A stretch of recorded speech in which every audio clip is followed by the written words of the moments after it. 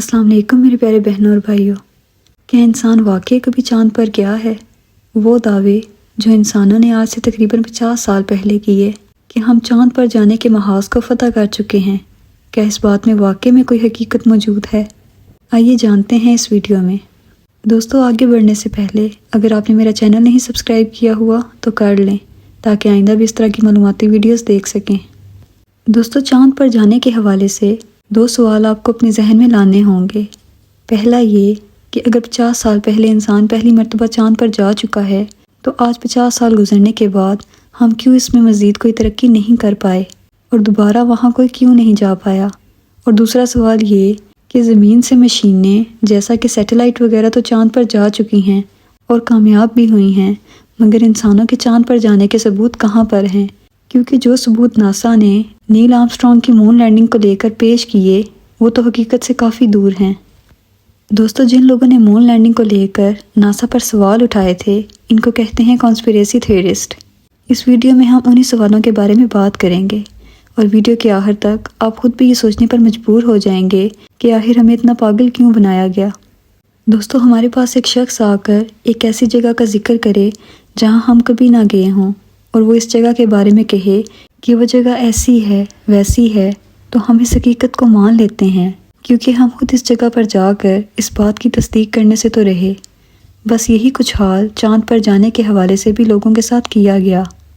دوستو، پہلا سوال جو اس پہ اٹھایا گیا وہ یہ تھا کہ ناسا کے مطابق وہ چاند پر ایک مرر رکھ کر آئے تھے جس پر اگر آپ زمین سے ایک اسپیسیفک جگہ پر کھڑے ہو کر چاند کی طرف لائٹ ماریں تو وہ لائٹ ریفلیکٹ ہو کر واپس آتی ہے۔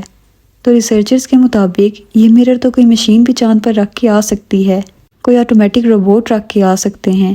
اگر یہ انسانوں نے ہی رکھا ہے تو اس کا ثبوت کہاں پر موجود ہے؟ اگر ہے تو اس کی کوئی ویڈیو ہونی چاہیے جو کہ ناسا نے پیش نہیں کی۔ پھر ریسرچرز نے سوال کیا کہ اگر آپ ایک مرتبہ جا سکتے ہیں چاند پر تو آج تک دوبارہ کیوں نہیں گئے؟ تو اس بات پر ناسا نے جواب دیا کہ یہ پروجیکٹ بہت مہنگا ہے، اس پر اربوں ڈالرز خرچ ہوتے ہیں اور ابھی ہم یہ افورڈ نہیں کر سکتے، اور ابھی ہم مارس پر جانے کی تیاری کر رہے ہیں۔ اور آپ کی انفارمیشن کے لیے بتاتی چلوں، مارس چاند سے بھی آگے ہزاروں ملین ایئرز کے فاصلے پر ہے۔ مطلب کوئی سینس نہیں بنتا اس بات کا بھی۔ کچھ لوگ اس کو یوں بھی بیان کرتے ہیں کہ رشیا، جو کہ اس وقت سوویت یونین تھی، یعنی بہت سے ملکوں کا اتحاد تھا، ان کی امریکہ کے ساتھ کافی پاور گیم چل رہی تھی، اور اس وقت سب سے پہلے رشیا نے اپنا ایک روبوٹ چاند پر بھیجا جو وہاں پر آفیشلی لینڈ ہوا اور ان کا یہ مشن کامیاب ہوا۔ اس روبوٹ کا نام تھا لیونا 2۔ اور اس بات کے بعد امریکہ نے اپنی عزت بحال کرنے کے لیے کہ ہم سپر پاور بننے کا دعویٰ کرتے ہیں اور کیا ہم اس ٹیکنالوجی کا مقابلہ نہیں کر سکتے، انہوں نے یہ فیک مون لینڈنگ کر کے دکھائی۔ یعنی لوگوں کا ماننا ہے کہ اسپیس ریس کی وجہ سے یہ سب ہوا اور امریکہ نے اپنے ہی لوگوں سے جھوٹ بولا، اور اس مشن کو اپولو 11 کا نام دیا گیا۔ اور جو فوٹیج مون لینڈنگ کی پیش کی جاتی ہے اس سب کو ایک اسٹوڈیو کے اندر فلمایا گیا۔ دوستو، سب سے پہلا پوائنٹ جو اس پر اٹھایا گیا وہ یہ تھا کہ جو فوٹیج ناسا نے پیش کی ہے اس میں جب ایک شخص امریکہ کا جھنڈا لگا رہا ہے تو وہ ہل رہا ہے جیسے ہوا سے کوئی چیز ہلتی ہے، اور خلا میں کوئی موسم وجود نہیں رکھتا، سردی، گرمی، ہوا کچھ بھی نہیں۔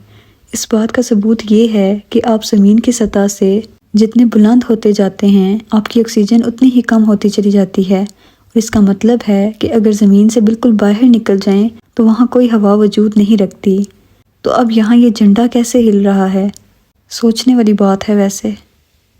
دوستو، دوسرا پوائنٹ یہ اٹھایا گیا کہ لینڈنگ کے لیے جو تھرسٹ استعمال ہوتا ہے یہ انجن کے نیچے موجود اس جگہ کو کہتے ہیں جہاں سے آگ نکلتی ہے۔ وہ جب چاند کی زمین پر لینڈ کیا تو اس کے کوئی نشان موجود کیوں نہیں ہیں؟ حالانکہ اگر اتنا بڑا راکٹ یا اتنی بڑی مشین اتر رہی ہو تو صاف پتہ چلتا ہے اس کے آس پاس موجود چیزیں بکھر جاتی ہیں، مگر یہاں بالکل فلیٹ زمین، آخر کیسے؟ ناسا سے جب اس بارے میں پوچھا گیا تو جواب میں انہوں نے کہا کہ جی وہاں تو پتھر بڑے اسٹرانگ تھے اس لیے انہیں فرق نہیں پڑا۔ کتنی illogical سی بات ہے یہ بھی۔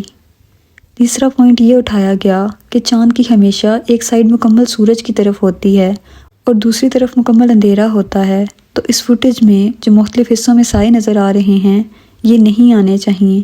یہ سائے ایسے ہیں جیسے ایک اسٹوڈیو میں مختلف جگہوں پر لائٹ فکس کی ہوئی ہوں، اور اس بات کے جواب میں ناسا خاموش تھا۔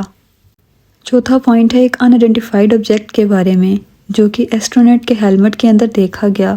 جب ناسا کے سائنٹسٹ سے اس بارے میں پوچھا گیا تو ان کا جواب تھا کہ ہمیں پتہ نہیں کہ یہ کہاں سے آیا ہے، سیریسلی۔ پانچواں پوائنٹ، اس فوٹیج میں دیکھا گیا کہ ایک ایسٹرونٹ گرتا ہے اور دوسرا اس کو اٹھانے کی کوشش کرتا ہے، لیکن اس کے اٹھانے سے پہلے ہی اس کی ٹانگ پہلے اٹھتی ہے اور پھر وہ ایسٹرونٹ خود اٹھتا ہے۔ اور کانسپیریسی تھیورسٹ اس بارے میں کہتے ہیں کہ ان کو ہینگنگ کیبلز کے ذریعے اسٹوڈیو کے اندر لٹکایا گیا تھا اور اس کیبل کے ذریعے اٹھاتے اٹھاتے پہلے اس ایسٹرونٹ کی ٹانگ اوپر اٹھ گئی اور وہ مومنٹ ریکارڈ ہو گیا۔ حالانکہ جو ایسٹرونٹ اس کو اٹھا رہا تھا اس نے تو ابھی اس گرے ہوئے ایسٹرونٹ کو ہاتھ بھی نہیں لگایا تھا اور وہ پہلے ہی ایک عجیب طریقے سے اٹھ گیا۔ چھٹا پوائنٹ کہ جو فوٹیج ناسا نے دنیا والوں کو دکھائے اس میں کہیں بھی سٹارز موجود نہیں تھے اور ناسا آج تک اس کا کوئی جواب نہیں دے پایا اور کہتا ہے کہ ہم نے جب یہ تصویریں صاف کروائیں تو ان میں سے سٹارز غائب ہو گئے کیونکہ اس وقت کیمراز کی کوالٹی اتنی ہائی نہیں تھی۔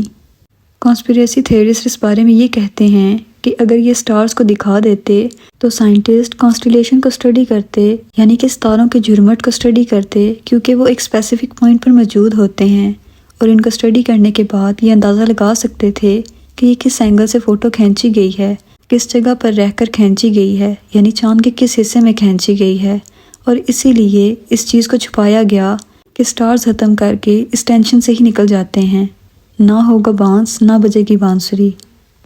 اب ساتواں اور آخری پوائنٹ ہے وین ایلن ریڈیشن بیلٹ کے بارے میں۔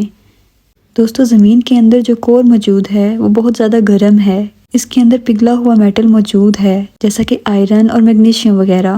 یہ اس لیے اللہ تعالیٰ نے بنایا ہے تاکہ یہ سورج کی خطرناک ریڈیشنز جو کہ زمین کی طرف آتی ہیں انہیں روک سکے، اور مزید جو خلا میں بڑے بڑے پتھر موجود ہیں جیسا کہ ایسٹرائڈز وغیرہ، ان کو بھی زمین کے پاس نہیں آنے دیتی اور پاس آنے پر جلا دیتی ہے۔ تو سوال یہاں یہ تھا کہ انسان 1969 میں اس لیئر کو کیسے کراس کر کے زمین سے نکل کر خلا میں چلا گیا، کیونکہ اب تو ماننے والی بات ہے کہ اب ایسی ٹیکنالوجی ایجاد ہو چکی ہے کہ یہ لیئر انسان کراس کر سکے، مگر اس وقت یہ کیسے ممکن ہوا؟ کیا آپ کے ذہن میں کوئی جواب آ رہا ہے؟ دوستو، ان سب میں سے آپ کو انٹرسٹنگ پوائنٹ کون سا لگا مجھے کمنٹ سیکشن میں ضرور بتائیے گا۔ ملتے ہیں اگلی ویڈیو میں۔ اللہ حافظ۔